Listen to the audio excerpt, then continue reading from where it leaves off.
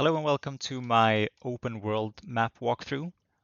Before jumping into the actual playthrough of the level, I wanted to do a brief and quick cover of sort of the story or the region of the map, as well as provide you with a brief look of the main path, as well as some of the other paths that we're not really going to explore in the playthrough, but still talk through some of the design decisions of the detours and the shortcuts and the regions themselves.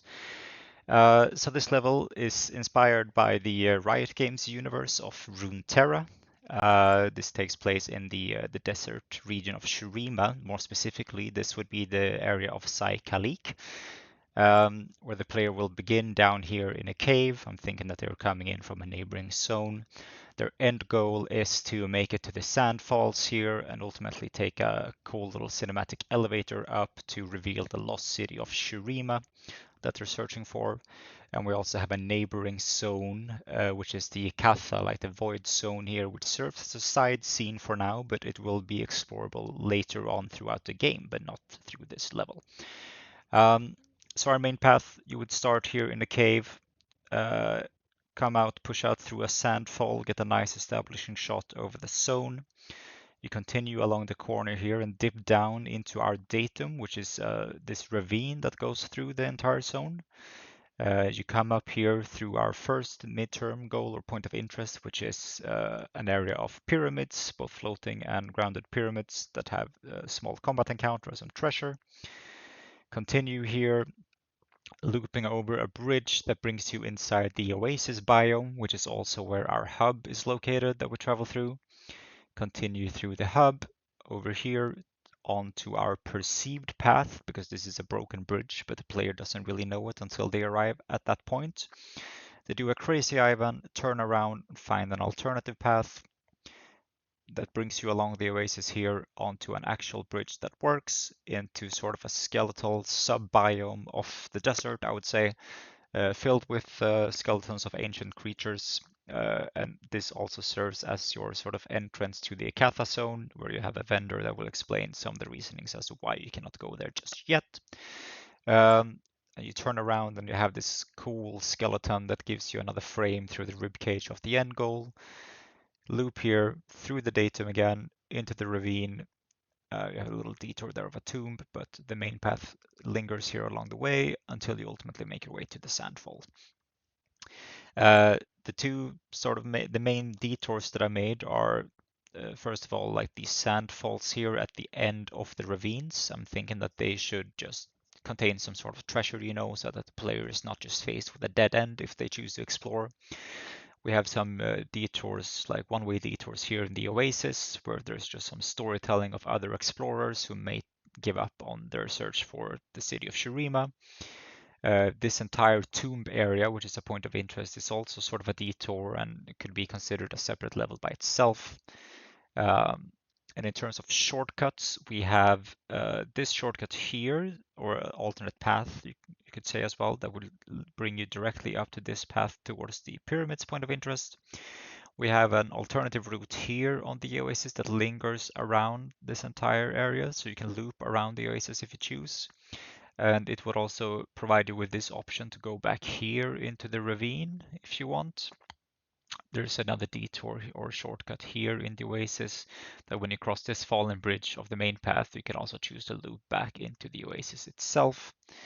And ultimately another shortcut or extra path that you have would be from here. So when you're very close to the end goal, you can choose to loop back, jump across this fallen bridge to make your way back to the oasis in case you want to sell loot or repair your gear or whatever along those lines.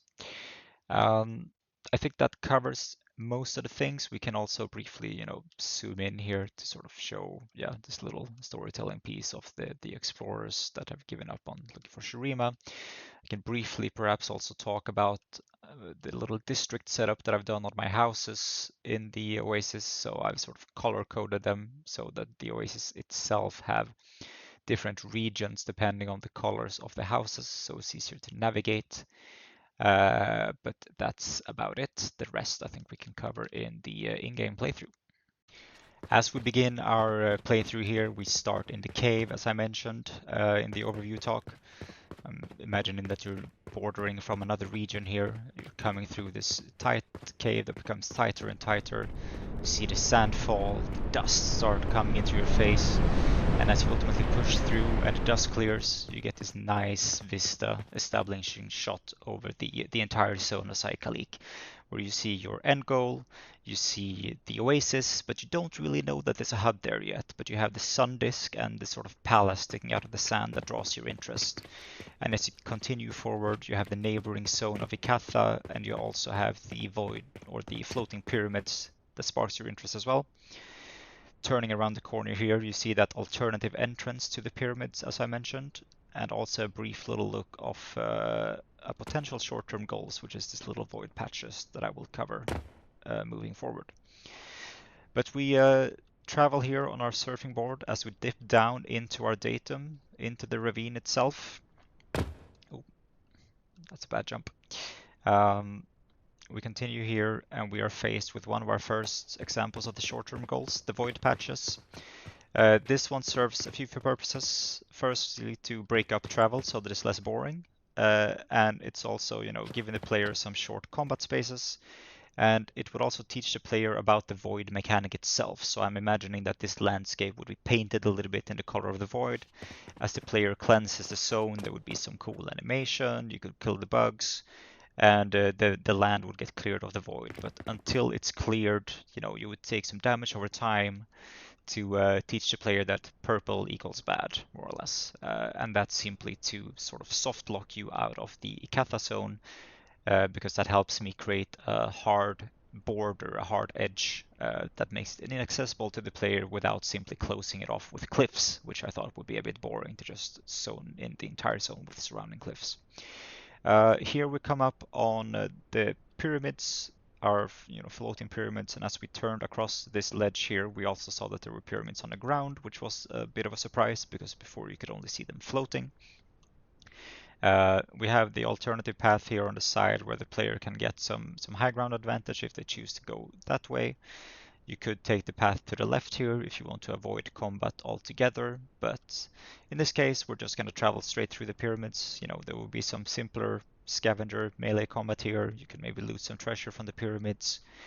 And as I'm imagining this as sort of a God of War melee style combat game, I've not really put much focus on positioning covers and stuff here because they don't feel the same important purpose as they would do in a shooter map. As you come across the ledge there, you have another little voidling zone if you'd like to explore it. And as you get towards the edge as well, you see larger void bugs inside this sort of extension of my datum, which is the ravine, but a purple colored ravine. So by this point, you know that purple equals bad. As we turn around, we see this Shurima structures framing a bridge, basically. So the same structures that are at our end goal there. And these are used throughout the level as breadcrumbing. So, if you follow the Shurima structures, you are on the right path towards your end goal. And as we dip our toes into the oasis here, there's some mystery, some mysterious tones here as we have the palace that is completely drenched and covered in sand. And you come up here and you get a reveal of this huge tent. It looks like a temporal structure. And the main buildings are all completely covered in sand. So I'm figuring that this could be a zone that sort of met the same demise as Shurima when it was abandoned, that it's just completely covered in sand, was almost forgotten, and now it has recently been discovered again by explorers who are also looking for the legendary fame of finding Shurima itself. So I've just positioned, some vendors here. It could be a classic hub. You have some weaponry and armory vendor. Coming down here, we have maybe a meat, drinks vendor, stock up on potions, food, whatever. Could also give you some backstory and sort of reassert your goal that it is at the top of the sandfalls there, those structures that are rumored to be where Shurima lies. So just further cementing the end goal. And then I just put in a simple NPC here that could maybe serve as an upgrade station for your windsurf board, something along those lines. And as we continue forward here, we see a Shurima structure. We follow it. Here one has fallen as well, so it sort of serves as a bridge across the oasis. And here we come to the blue region. As I mentioned in the overview playthrough, I've sort of color-coded the houses a little bit to separate them into regions, so it's easier to remember where you've been or not.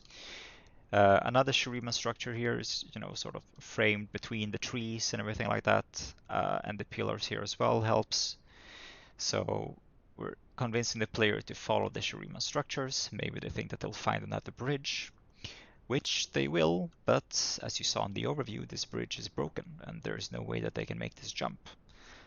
So this was a perceived path, and as they turn around, they see another path in the desert that they didn't really see from the other angle because they were so focused on the end goal. But this will bring them to a little node here with a golden building, and also provide a shortcut back to the hub itself that you didn't see before because of the angle that you were exiting the hub. But we will continue along the main path here to the left. As we just surf through the oasis, we come across some other Shurima structures that we know lead the way forward. And this time they lead us to a bridge that is actually whole and not broken. And now we are entering my second sort of point of interest area, which is this sort of skeletal sub-biome almost of the desert, just filled of bones of ancient old creatures. There will be roaming hyenas here. There could be some, easier combat where you perhaps could loot some food, etc. And I've sort of purposely placed these bones so that they serve as a portal into the neighboring zone of Icathia.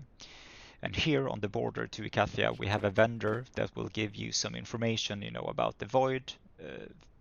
Just once again telling you straight up that if you go there without the proper equipment, it will be your demise. And he also teaches you about the void patches. So if you didn't discover them before, there's one conveniently placed here. He just basically tells you that he can craft gear of it to give you void resistance. But anyways, we turn around and we have this massive skeleton that we travel through. And the rib cage is sort of positioned in a way that it frames our end goal again here with the sandfalls and the structures on top. And this is, just, like a nice traversal part. And as I mentioned, there will be some scattered hyenas throughout the zone here that you can have some simpler combat with, but you can also just choose to speed through it if you'd like.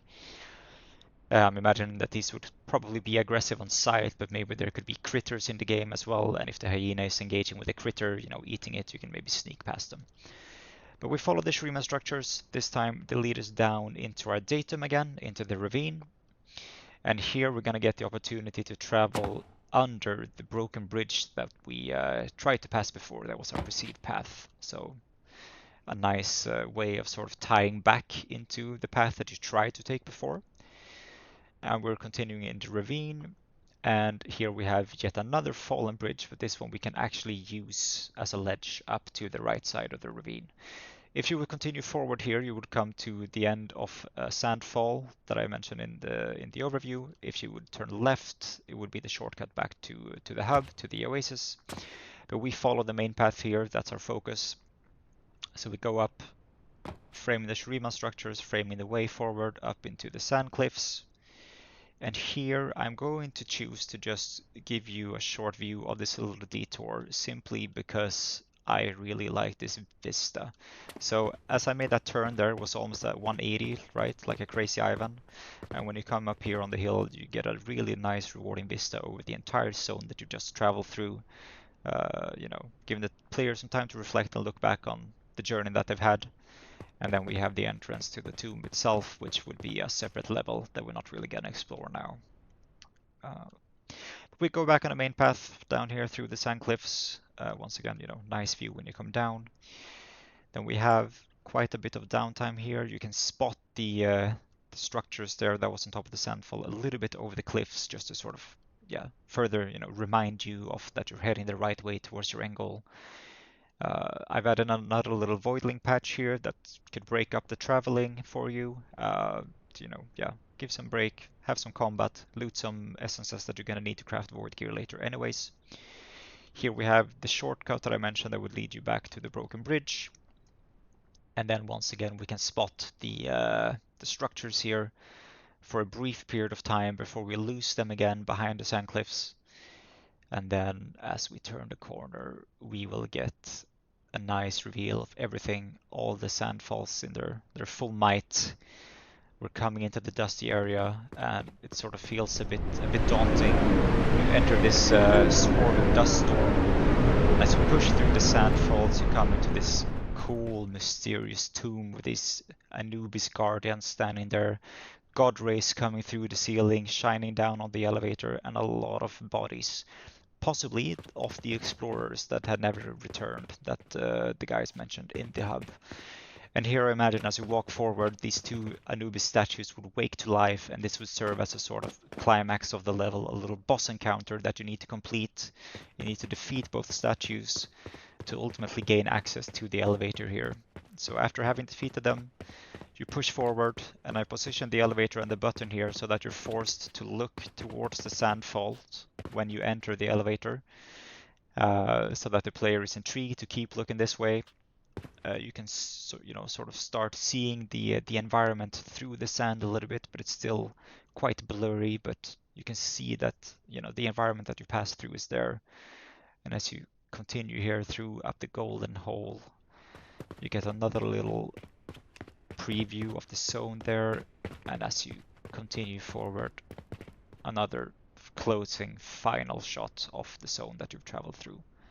And as a player turn around, have the nice view of some other statues and this little beam that we've seen from before, and the lost sun disk and city of Shurima in its full might that they would then get to explore in a second separate level. That's it for my open world experience. Thank you.